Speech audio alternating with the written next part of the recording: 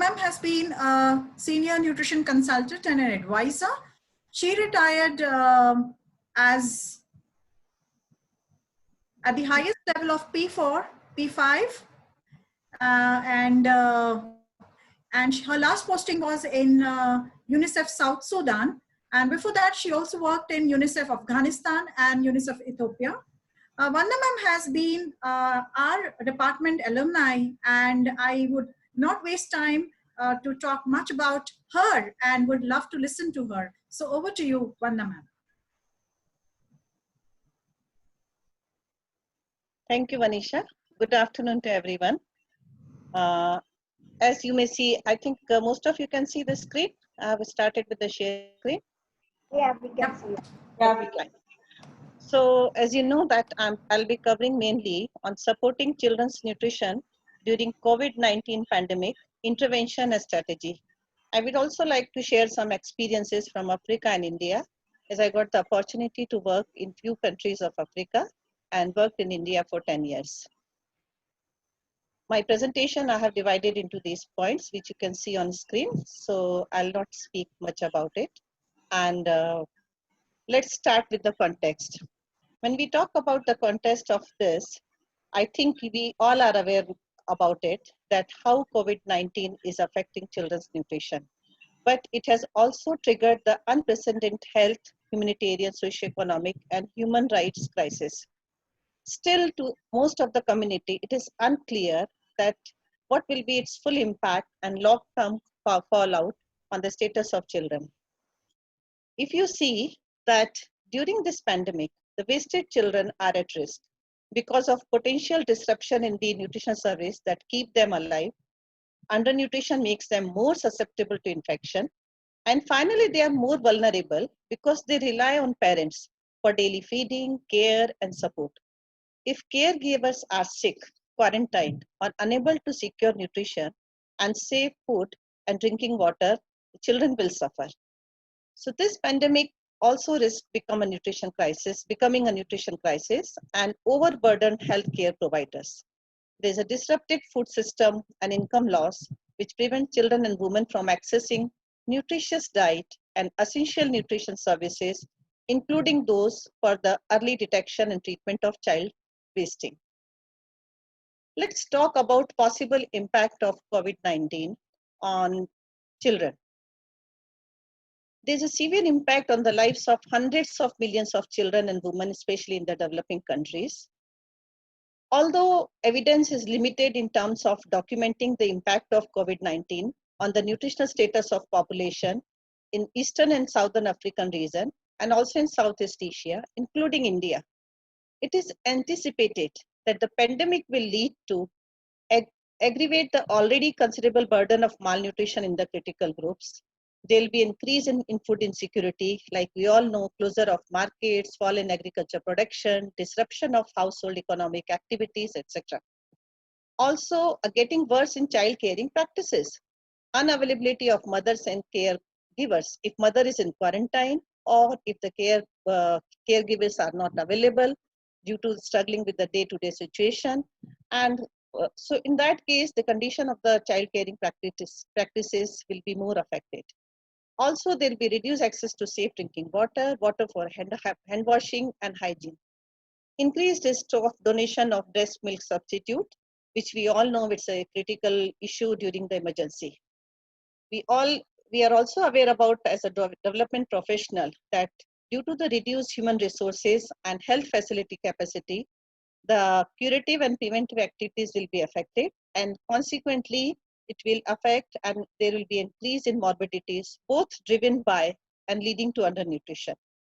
Therefore, in the countries with a high burden of child undernutrition, also those affected by a humanitarian crisis, it is critical to focus more on undernourished and wasted children in the list of vulnerable groups to COVID-19. Let's see the impact on routine immunization.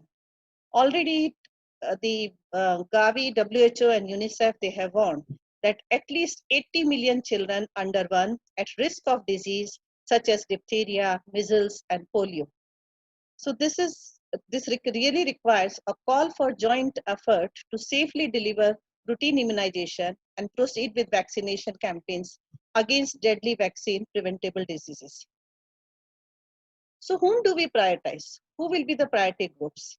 There's a need to prioritize group based on need and depending on different situation and in different countries and regions within the countries. Because we know within India, there are few states which is most affected, there are few districts which is most affected, and within districts, there are few area like Dharavi in Mumbai. So this way we have to prioritize the groups, and then after prioritizing the groups, we need to prioritize the target group like children. While all children will be impacted by the socioeconomic effect of the pandemic, there are certain groups of children who will be especially hard hit, like wasted children, undernourished children, and others. Also, children living in spatial critical situation, high density area, and especially those living in urban slums, other informal settlements. Think about children and their caregivers living in acute poverty and poor living condition. Example, lack of wash facilities, poor diets. Also, children living in conflict affected area, like in South Sudan or maybe in our Dantewada, Bastar, and also living in fragile setting. Children on the move, migrants, refugees, everyone is aware about nowadays that migrant and migrant population, and within the migrant population, children, this is a burning issue. Children living with vulnerable parents or care providers, children living in hard to reach areas with limited access to quality essential services such as healthcare, childcare, food and nutrition, education, adequate sanitation. So now, since we have talked about to whom to prioritize, which are the priority group, let's talk about the strategies. At each district level, this I'm talking about in context of India, establish a COVID-19 and nutrition task force at district level to guide the implementation of programmatic measures to reduce nutrition-related mortality and morbidity as a result of COVID-19 impact on public health, economy and social aspects. Because every time there is a district task force, they have the meeting and they call all the focal points. So in that case, there is a great need that the nutrition within the nutrition task force, COVID-19 task force should be integrated. Also, we should ensure that all technical groups, whether it's technical working groups on CMAM or IVCF in emergency, or it's a nutrition task force, or it's a nutrition mission, whichever, and also the cluster member, they all have the access to the latest programmatic guidance on COVID-19 as relevant to their scope of work. Because you all know that every week, sometimes every 2 weeks, the government of India, they are issuing the guideline to ICDS. So if each one should be on the same page to know what is happening. Like for example, in lockdown 1, the government guideline for the ICDS was different. Then in lockdown 2 and then now lockdown 3. So accordingly, there is a sharing of information is very, very important. And identify nutritionally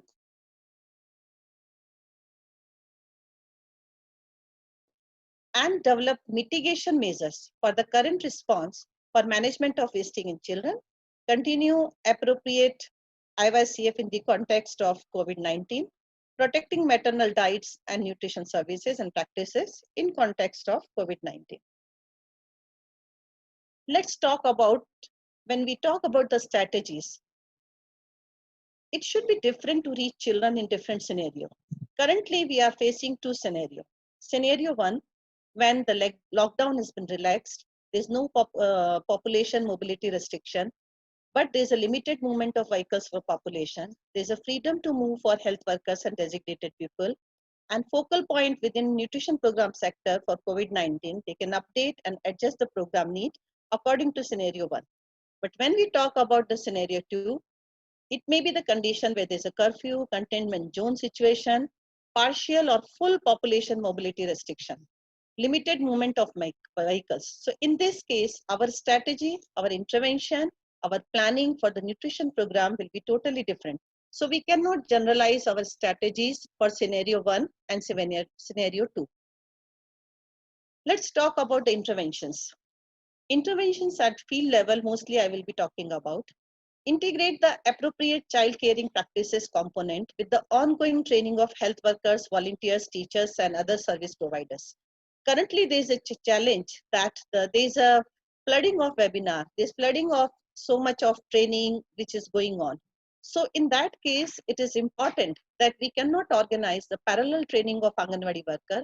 Whatever the training curriculum is going on for the health workers, we need to integrate the nutrition training aspect within that. Also, strengthen the risk communication and community engagement activities to ensure women, children, and their families know how to continue appropriate child caring practices in the current situation. Ensuring uninterrupted supplies to Anganwadi center and health facility and at household level. It's a big challenge. At first lockdown, everyone was struggling how to provide the food to the children, take home ration at the household level.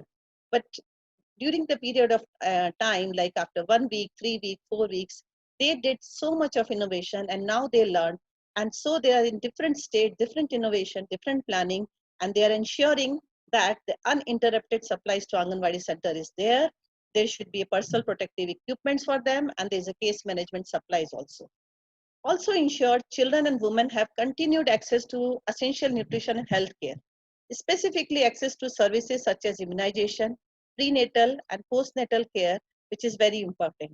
Recently, Government of India has issued the guideline that now there's a village health and nutrition day should be continued. All children should be immunized, and the essential activities and critical activities like antenatal care, postnatal care, they should be continued. So this is one of the important interventions. In addition to this, there is a need to mobilize and train local self-help groups to prepare and pack hygienically take-home ration for children 6 months to 60 months, pregnant and lactating women. At Anganwadi centers, also ensure that Anganwadi worker is equipped time to time with updated information and continue providing services to children through home visit despite all the challenges she is facing. Intensifying efforts to strengthen the capacity of mothers and caregivers to detect and monitor their children's nutritional status using limited skills, tools, including mid-upper arm circumferences. There is a need to intensify pre-positioning with a minimum buffer stock of 2 months of essential commodities for the prevention and treatment of child wasting, like therapeutic milk, F75 and F100, ready-to-use therapeutic foods, ready-to-use supplemental foods, wherever it is applicable. I understand that it is ready-to-use therapeutic foods, like it's accepted in Gujarat, but not in other states, and maybe in few states, few area. So accordingly, as per the state government policy, health policy, these supplies should be made available. Ensure safety of the current nutrition programming to reduce potential of infection in undernourished children and their caretakers and staff by hand washing with soap, physical distancing, and intensive caring and communication to the community. Reporting and data management is also one of the important part when we are doing the strategies and interventions. This is very important that time to time we should maintain the data management also. But there are challenges and we need to avoid the contacts. So what do we do? In that case, the recommendation is cancel all face-to-face assessment and replace them with secondary data analysis, except some critical survey. For the critical assessment, discuss and agree on mitigation measures to implement and minimize the transmission. If possible, use data collection via phone for non-anthropometric indicators. Because more and more Anganwadi worker is coming in contact with the children, this will be another issue and challenge. Nutrition information management, surveillance, and monitoring should be adopted to ensure coordination of nutrition activities. There is a need to coordinate with UNICEF and other national and international NGOs for the collection of data and analyze the outbreak's impact on children, pregnant women, and communities, including local care-seeking behavior and social impact on at-risk vulnerable population. In some country, the nutrition is positioned in health, and even if it is not positioned, since there is a health emergency, the health cluster meetings are on a regular basis, sometimes weekly, sometimes daily. So there's a need to coordinate with the health cluster and other clusters to minimize the number of assessments conducted and for the information sharing. So the challenge is, how can we protect children? To protect the children, it is important that we need to strengthen and broaden multi-sectoral nutrition coalition to ensure that actors in different sectors work as effectively as possible to prevent a full-blown nutrition crisis. Multi-sectoral nutrition groups advocate and support key actions to protect nutritionally vulnerable groups. Let farmers farm, traders trade, sellers sell, even if they are informal. Keep domestic and international food markets working, which is very important. Support greater homestead food production to increase access to nutrient-rich vegetables, fruits, eggs, and improve diet quality. Find innovative ways to stimulate demand for nutrient-rich foods. In addition to this, national leaders and media, they play a very important role. They must urge population to keep consuming healthy diets when situation is favorable. So what is needed? Nutrition as a vital pillar of population health should therefore be positioned within the center of preparedness and response measures to the current health crisis and be prioritized in national response plan. Let's talk about challenges in India and challenges in Africa. First, I will talk about challenges in India. We want to implement so many strategies. We want to implement intervention. We want to continue the services as per the WHO guideline, as per the UNICEF guideline, as per the different UN network they are talking about. But there are challenges. Like for example, when we talk about access to nutritionally adequate diet, but this will be a challenge. Why? Because due to increased unemployment, loss of livelihood, limited household purchasing power, inflation in food prices, limited food availability in local market, burden on movement restrictions, and inability to access markets. These are the challenges to access a nutritionally adequate diet. Look at the fear in general population due to digital social contacting. There are so many messages on WhatsApp. There are so many messages on the media. This is good, this is not good. And everyone is like giving a different message that this food is very healthy, this food has the immunity. So people get panicked. So there's a need for the uniform messaging and talking about the right message at the right time, at the right platform. Also, donation, like culturally appropriate food donation, distribution to complement the existing food basket and bridge this gap. Because there are donation of the food, but is this culturally appropriate? So this is also another one of the issue. Meeting the nutrition quality and safety measures by individuals, companies, or organization when they provide in-kind donation of food important for supporting a strong immune system is also a challenge. Because sometimes people, when they want to donate, they just donate.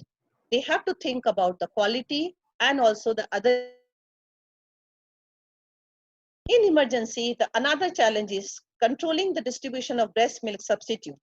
The agencies preparing the breast milk substitute, milk powder, tins, they just start distributing this, which is again another challenge. Organized food distribution and food commodities based on WHO UNICEF guideline. This is needed, but this is a challenge. And also, we want to make sure there's a continuity of services. There are good interventions. There are good strategy in place. But look at the biggest challenge. Overburdened rural workforce. Our Anganwadi workers, helpers, ASHA, ANM, they all are overburdened because they are doing many activities. For example, our overwhelmed Anganwadi system served as a backbone of the country's fight against undernutrition and now against COVID-19. Anganwadi worker, currently she is now going door to door, recording people's travel history, noting flu symptoms, and wherever needed, even she is helping trace contacts. But in addition to this, she has to go door to door, doing home visit, distribute the ration, taking care of antenatal care, taking care of the immunization. So this is the situation and challenges within worker. Also, the Anganwadi centers, they are closed for the routine activities, except take home ration and BHND, which is once in a month, but she's doing job. Limited counseling of mothers and care providers in the current situation to avoid the contacts and also the keeping the social distancing. Due to lockdown protocol, healthcare providers and also their clients, they are hesitant and less willing to travel for non-emergency checkups and preventive care, such as immunization, nutrition counseling, micronutrient supplement distribution. And many healthcare providers have already been reassigned to COVID-19 responsibility. So this reassignment of responsibility has become a big challenge in ICDS. There's a decrease in antenatal care as women are hesitant to come out for the checkup on Village Health and Nutrition Day. There's a difficulty in management of acute malnutrition in many states due to restriction on internationally accepted ready-to-use therapeutic food, and there's no clear-cut guidelines for the alternatives food. Let's see challenges in Africa. In Africa, nutrition is positioned under health system and not adequately prioritized. So this is a part of ANM. The nursing staff, they are taking care of nutrition. Also, they are taking care of health system. So as it is, nutrition is the less priority. Now, when it's the double burden on our health workers in Africa, this has become more challenging. Also, the healthcare system in Africa not very strong. Many countries which are struggling, for example, Zimbabwe, Somalia, South Sudan, Angola, many countries, their infrastructure is poor. There are frozen posts of doctors, limited medical staff and facilities. Testing facilities is really so limited that you will be surprised to know that in the entire Zimbabwe, there's only one testing facility. Imagine a country with one testing facility. So this is just a picture of one country. There are so many countries with this type of challenges. The quality and diversity of food consumed by mothers and young children in Africa is a big challenge, as well as feeding practices could which also be negatively impacted. In Africa, health facilities can be a source of transmission of the virus if IPC efforts are not managed appropriately, which is a risk for vulnerable population, including severely acutely malnourished children. Programmatic adaptation are very, very important. Also, there is a disrupted supply chain, and in particular, the production of life-saving nutritional products, RUTF, F75, F100, because these products, out of in the entire Africa, there are only 4 to 5 centers, we can say there are 5 countries who are producing, like Africa, then the South Africa and in Kenya. Otherwise, they are dependent on their supply from India and from other neighboring countries. But since there's restrictions in the movement, the the supply chain is really affected badly because of interruption in air traffic, movement limitations, containment measures. So as the pandemic deepens across the region, health system may no longer be able to meet the growing demand for treatment of acute malnutrition and provision of essential services to prevent malnutrition among women and children. So that's all about my presentation. Thank you so much. So these are the references, and that's all. Thanks. Thank you, Vandana. Very good one. Vandana ma'am, that was really a very insightful presentation. And without wasting